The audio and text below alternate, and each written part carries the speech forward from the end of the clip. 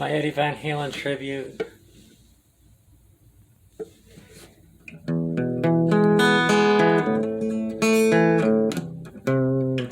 No, that's not it, dang it.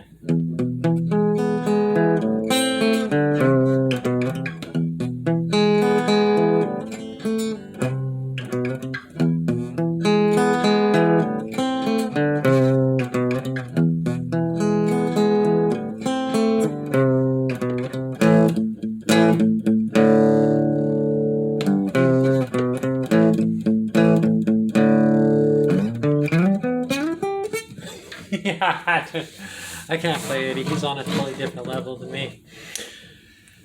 Okay. Yeah. Those that have known me for a long time, like especially long enough ago to be in high school, it's not very many of you. My ex-wife knows me really well, but she hasn't even known me that long. There was a time, like in the 80s, I was the biggest Eddie Van Halen fan in the world. That was my thing. He's a big...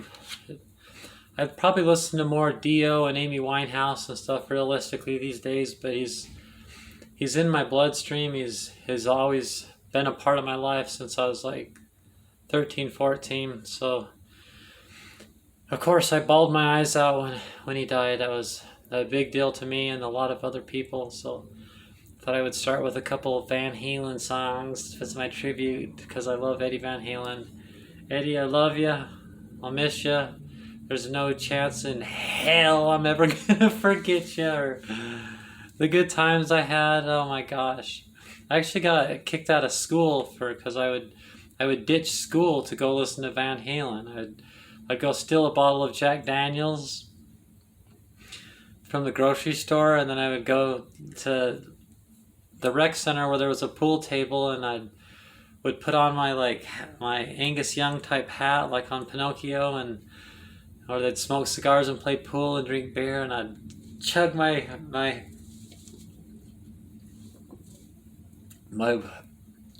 Jack Daniels like you would a beer. Gosh damn.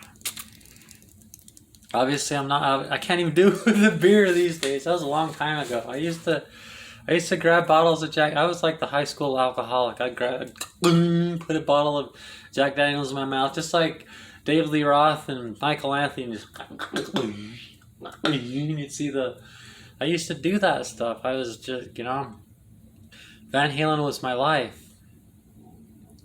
So that was a big deal. That's not what this video is about, though. This video is about two things: my pet peeve and my beliefs on sheltering children. So, first on my pet peeve. My pet peeve is basically gossiping. Most people don't know the meaning of the word snob. A snob, by definition, is a person that can't form their own opinions. They decide what they believe based on whatever group they belong to, their church, their political party, or whatever. So if your beliefs are because your church taught you and your political party taught you, and not because you researched or had deep thoughts about it or figured out why you believe that on your own, then you're a snob. The opposite of a snob is a free thinker. So that's what I believe in, is free thinking. My entire philosophy, the Yan Sui faith, all this is the whole thing is about learning how to meditate, transcend and identify your ego through awareness, and with the intent, like the equivalent of heaven, like the goal, not that I believe in heaven and hell, is to be ecocentric as opposed to being egocentric. So a Yan Sui would know the difference between ecocentric and egocentric. Okay, human-centric is a pretty high thing to be too. That's pretty cool if you're human-centric, but ecocentrism is a higher law than human-centrism. And egocentrism is like the bottom of it's like the lowest level you can be. So believing that who you are is the group you belong to is ego. Okay, it's one of the levels of ego development, one of the stages of ego development. So it's basically you're not being who you really are. Who you really are, to really be the most useful you can be to the bigger picture of everything, which you're one with, is to be who you really are. Okay, being authentic. So that's why I don't like gossiping. You know, there are some things I like about the Mormon Church. A lot of you know that I was a Mormon for a while. I grew up in a Mormon family in California, where it didn't really matter what your background was if it didn't have anything to do with your thoughts in your life, because it didn't like come up, but it was still a part of my youth and growing up, even though I didn't really spend much time thinking about it. And then I converted Mormon my senior year in high school and became a Mormon for 4 years, long time ago, from like 1988 to like 92, something like that. So there's some things I like about the Mormon Church, you know, like I love the Mormon Tabernacle Choir. Kicks ass. I'm sorry, you guys. You might say, I don't like anything about the Mormons. You don't like Mormon Tabernacle Choir. It's only like the best choir ever. You know, the people make fun of their funeral potatoes and green jello and their cold salads. It's like, what the hell? They're like brilliant at making cold salads. I love how they keep an innocence about them, that they like children movies and children's shows. That's like me too. If you know me, I like try to make myself sound like this horror movie heavy metal, and I am totally a rocker, but I love children things. I like kid movies, and I have a real innocence about me, you know, because I love children and I love being a child, you know. I don't think you have to be an adult, you know. A mature, responsible adult isn't what they say, you know. A mature, responsible adult is childlike, you know, because it's part of who you really are. You know, it's like it's being pure and unruined in your authenticism. Authentic, I don't know. But anyway,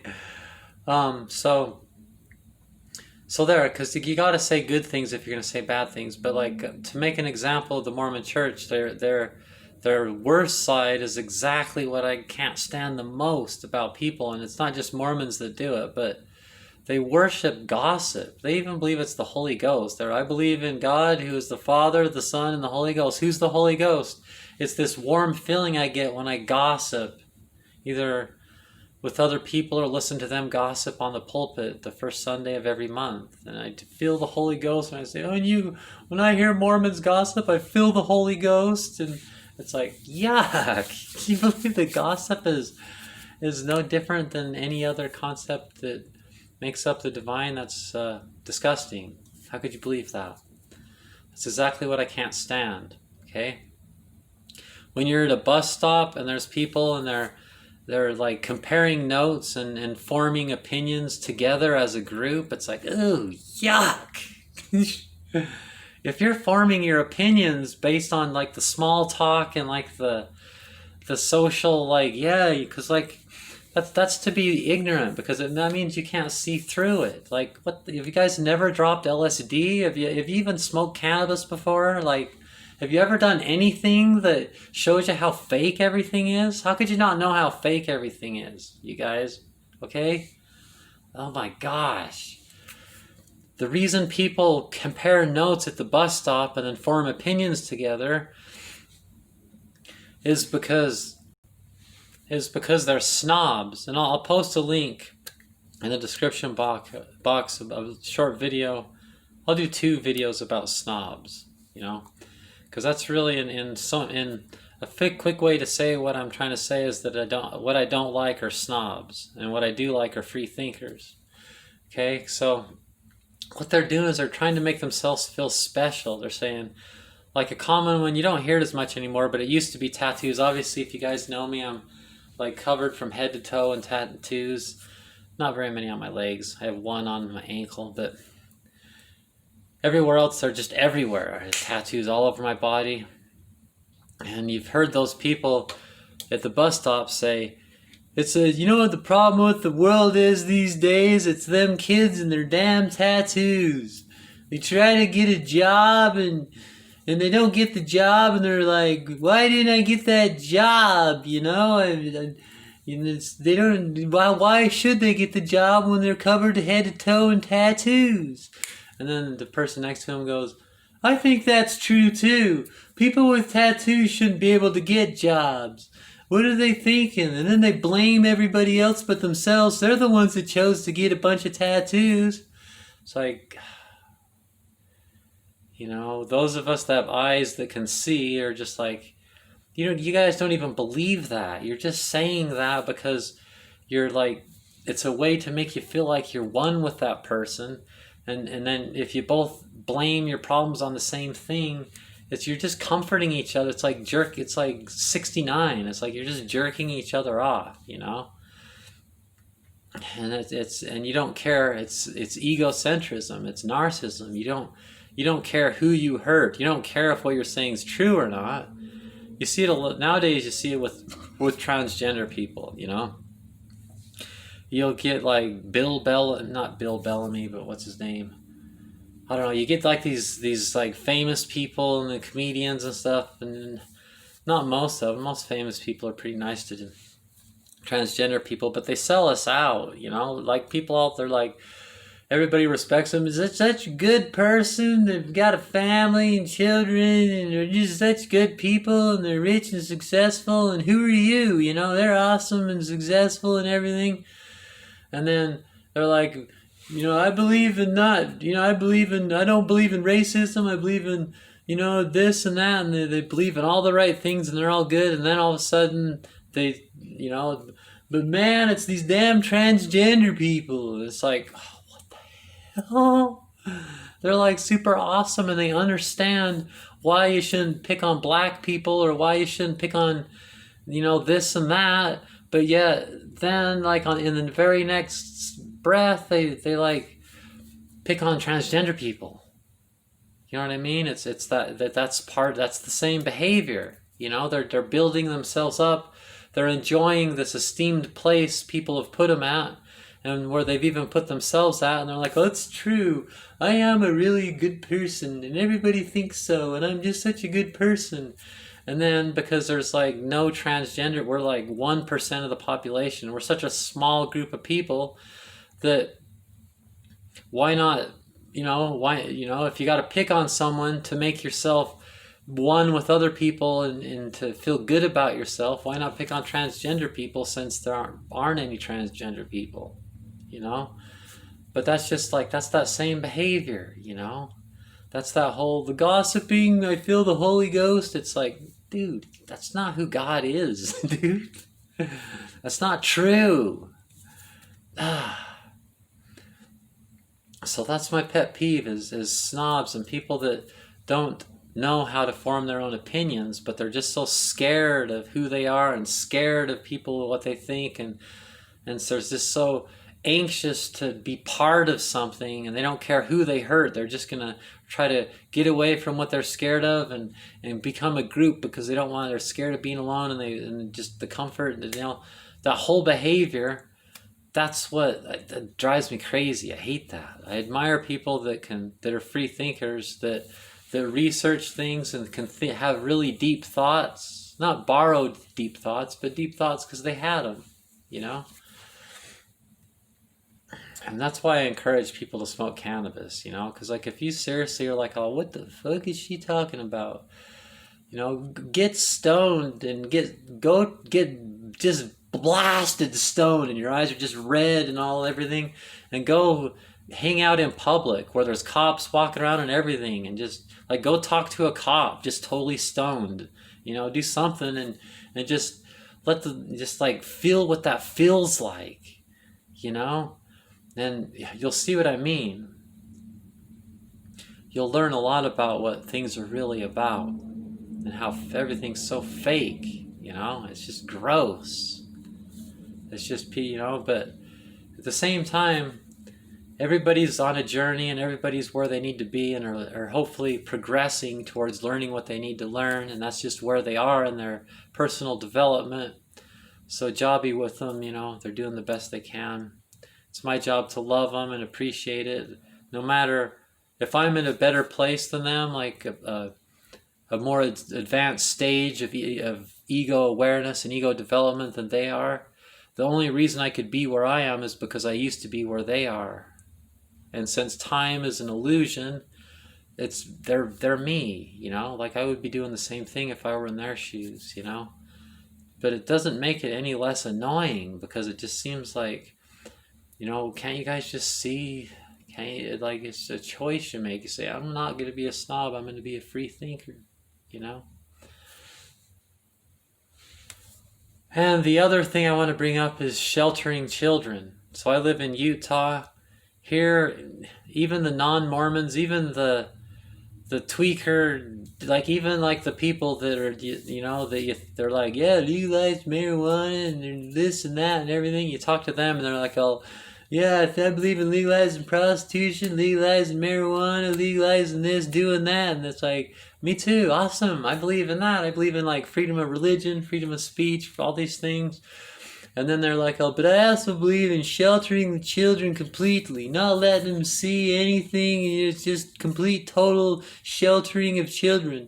Not teaching them sex ed, not teaching them about condoms, just sheltering their every step and watching over them their every single step. And it's like, wow, I don't believe that. That's just it's a hypocritical double standard approach to raising children, but it's just like everywhere in Utah. It's one of the things I dislike the most about Utah. Family values and placing children in a really high priority is absolutely what I believe, but you know, I like majored in elementary education. I studied child development a bit, and I just know better than that. That's not how you raise children, you guys. I mean, raise children how you think you ought to, you know, that's your right. They're your children as long as you're not abusing them, but it's not true. You're wrong. The best way to raise children is called lead by example. Okay? When, you know, the best way to raise children is you don't shelter them from the world. The evil of the world is an opportunity. It's a teaching opportunity. You say, look, see that man over there sticking a needle in his vein and injecting heroin around? Look at him. He's in that alley over there all by himself injecting heroin into his vein because he's an addict. All the other adults are all, you're going to teach your 7-year-old daughter that? Shh! What? The Mormons are like, what? What they're pulling you off the side. Shh! You don't teach your kid about the heroin. It's like, oh, dude, I feel like punching you in the nose right now. Yes, you do teach your children about heroin, dipshit. Gosh damn. It's a teaching opportunity. You say, look, heroin, alone, in alley, probably a dirty needle. They have a habit that's brought them to that. Isn't that a shame? Make a choice. Look at me. You know, make an example of yourself and lead by example. I don't use heroin. I know it's out there. I know some people that do, but I don't use heroin, do I? And I don't live in the gutter and all that either. Not that everybody in the gutter's a heroin junkie or, you know, there for bad reasons or blah, blah, blah. I'm not trying to judge anybody, but in life, there's things like that, and they're sharing needles and passing diseases that they'll have for the rest of their life because of their carelessness, really just because of their addiction to such a dangerous thing. That person may not live. 5 years from now, they might not be here anymore, you know? Isn't that a shame, you know? You drive by the pornography store. Look, there's the pornography store. You told your 10-year-old child that that's a pornography store? It's like, dude, you can't go into those places unless you're 18, and I support that law. I don't think children should be exposed to pornography, but why do you guys have to act like that? Look, excuse me, children, we're on a field trip. Driving the school bus by. I want all the children to notice that there's a store right there where people over 18 can buy pornography, which is videos and books about people having sex. It's like, who cares? They're like, what kind of a person would make an announcement like that? It's like, because I don't give a flying fuck. I don't have the same values and priorities as you. It's not my priority to shelter children from a world by removing all the topless bars and all the pornography. That's evil. You're wrong. You're hurting humanity when you act like that. People have a right. Adults over 18 have a right to be able to go to do pornography and these things that's always been there and always going to be there. That's just life.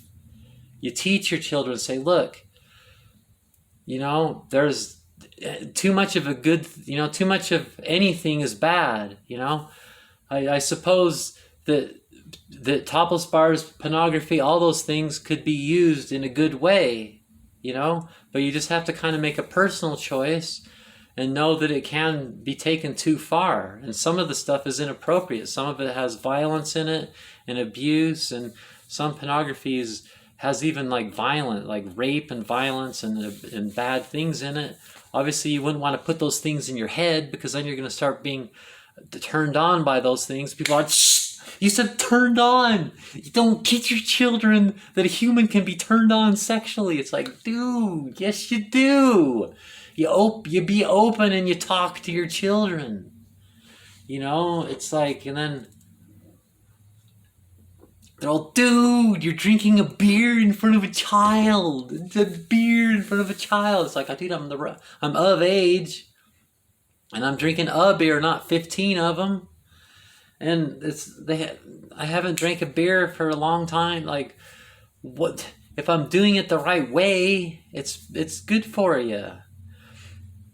And they're all, no, dude, no. It's just this obsessive sheltering. It's just like snobbishness and excessive sheltering of children. It's just like, ugh, it's just so gross and full of double standards and hypocrisy and selfishness. And if a child wants to know about pornography or drugs or anything, they're going to find out. The second they want to know about it, they're going to want to find out. They're all, that's exactly why you shelter from it. No, you don't. That moment's going to happen anyway. The idea is to make a teaching moment happen before that moment. That's the priority. So that when they do want, their friend says, smoking cigarettes are cool. It's like they already know that, you've already taught them, wow, cigarettes are like one of the worst choices you can make. Or like crystal meth, like, dude, you want to smoke some crystal meth with me? It's like their brain goes back to when you taught them, no. People would smoke crystal meth, and sometimes from like 5 years later, they look like they aged. Like a 18-year-old girl that smokes crystal meth 5 years from now might look like she's like 75 or something, with no teeth. It's like a horrible choice. It's obviously super bad for you. And people addicted to crystal meth, like they're just like a bunch of like thieves. It's just like right in front of you. They're like, without saying it out loud, they're like, if you can read between the lines, they're like, oh, you mind if I steal this? Dude, are you stupid enough to let me steal this? It's like, no, you're a tweaker, go away.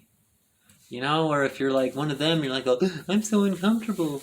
And then they steal it. It's like, they just stole that. It's like, dude, guys, why do you have to act like that? No, research, teach, lead by example. Like, do it the right way. Why do you have to be all awkward and ignorant and sheltering? I've never seen a naked woman before. It's like, what, dude? The Statue David's pornography type people, No. So this is my pet. The subject matter here is my pet peeves. Those are the things that, like, that makes me just not like society. I'm just like, nope, I just don't want to have anything to do with any of that. I don't believe in it. It bugs the fuck out of me. That's what I can't stand.